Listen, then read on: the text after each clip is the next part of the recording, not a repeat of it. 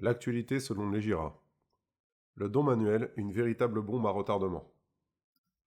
Le don manuel est le moyen le plus simple de transmettre du vivant une partie de son patrimoine. Il ne faut pas le confondre avec le présent d'usage. Le don manuel nécessite un certain formalisme et des conditions à respecter pour pouvoir profiter des exonérations en termes de droits de mutation. Mais comme très souvent en gestion de patrimoine, les moyens qui semblent les plus simples sont loin d'être les meilleurs. Voyons la définition du don manuel. Cela désigne l'action qu'exerce une personne, appelée donateur, de transmettre irrévocablement une somme d'argent ou un bien meuble, que ce soit un objet, des valeurs mobilières ou des titres, à une autre personne. Cette personne sera appelée donataire. Cela exclut de facto les terrains et immeubles qui doivent passer par la case notaire sous la forme d'un acte authentique.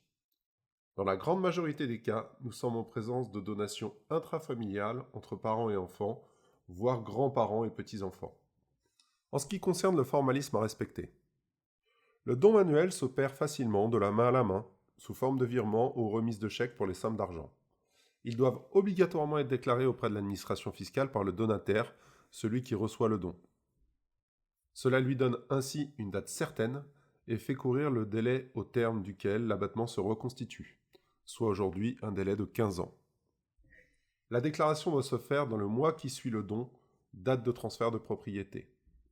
Il prend la forme soit du formulaire CERFA 2735 pour les dons inférieurs à 15 000 euros, ou du formulaire CERFA 2734 pour les dons supérieurs à 15 000 euros.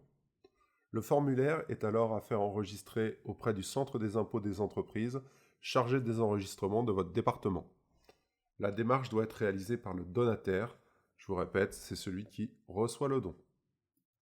En ce qui concerne l'évaluation des biens pour la donation, l'évaluation du don doit se faire soit au jour de la déclaration du don, soit au jour de la remise matérielle, si les deux dates sont différentes. Il sera retenu pour la valeur la plus élevée des deux. On notera que les règles d'évaluation du bien sont différentes en fonction de la nature de ces derniers.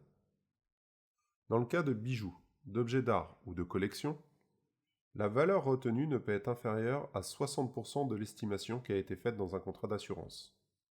Concernant les valeurs mobilières cotées, elles sont évaluées selon la dernière valeur de cotation connue en bourse. On prendra le cours de bourse de la veille de la donation. Pour les valeurs mobilières non cotées, elles sont estimées à leur valeur vénale au jour de la donation. Il est préférable, bien entendu, de procéder à une expertise pour éviter toute contestation ultérieure. En présence de démembrement de propriété, les valeurs des droits de chacun seront calculées selon le barème prévu à l'article 669 du Code général des impôts. Pour les droits de mutation à titre gratuit, le montant des droits applicables se calcule en fonction du lien de parenté entre le donateur et le donataire. Le paiement s'effectue, sauf exception, le jour de déclaration de la donation. Par défaut, ces droits sont pris en charge par le donataire, donc celui qui reçoit. Par exception, l'administration fiscale tolère que ce soit le donateur qui s'en acquitte. Il existe un plafond d'exonération pour les donations entre enfants et parents, 100 000 euros tous les 15 ans, et les donations entre grands-parents et petits-enfants, 31 865 euros tous les 15 ans. Le don manuel peut aussi se faire fiscalement dans le cadre de la donation Sarkozy ou donation en numéraire, si toutes les conditions sont respectées. Il existe un délai de prescription fiscale pour le don manuel. Parce que nous sommes face à un acte déclaratif, il est important de s'intéresser au cas où le don manuel n'aurait jamais été déclaré à l'administration fiscale. Dans ce cas, le délai de reprise de l'abattement de 15 ans ne court pas. Il existe deux cas de figure pour autant.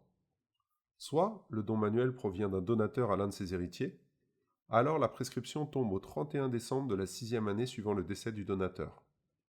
Ce délai est porté à 10 ans au cas où le don manuel aurait été versé sur un compte à l'étranger non déclaré. Si nous sommes dans le cas d'un don manuel réalisé entre tiers, dans ce cas le don manuel n'est jamais prescrit. L'administration fiscale est toujours en droit d'interroger le bénéficiaire sur l'origine des fonds à n'importe quel moment. Il faut faire extrêmement attention aux règles de rapport à la succession. Autant concernant le paiement des droits de mutation, la valeur retenue pour la donation est la valeur au jour du don. En termes civils, pour la succession, ce n'est absolument pas le cas. Afin de déterminer la réserve héréditaire et donc la quote-part qui reviendra à vos enfants, et faire en sorte que les droits de chacun de vos héritiers soient respectés, Le notaire procédera à une réunion fictive pour calculer le patrimoine transmis par le défunt à chacun. On prendra le patrimoine faisant partie de la succession, ainsi que les dons et libéralités effectués de son vivant.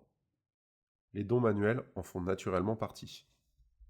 En ce qui concerne ces dons manuels, on ne retiendra pas la valeur des biens au jour de la donation, mais on prendra la valeur des biens ou leur devenir au jour de la succession, ce qui peut largement changer la donne. Autrement dit, cela veut dire que si un don manuel a servi à financer l'acquisition d'une maison ou encore une entreprise, on retiendra à la succession la valeur de la maison ou de l'entreprise au jour du décès. On imagine très rapidement les problèmes que cela pourrait évoquer en cas de succession ayant plusieurs héritiers. La donation-partage, dans ce cas, pourrait vous être d'une grande utilité car elle permet de figer les valeurs au jour de la donation.